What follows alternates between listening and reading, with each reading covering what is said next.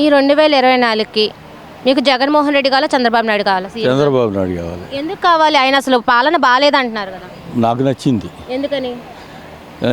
ఎందుకని? ఎందుకంటే ముందు చేసి బాగా నచ్చినాయి మనకి. ఆయనే కావాలనుకుంటున్నాను నేను. ముందు ఏం చేశారు?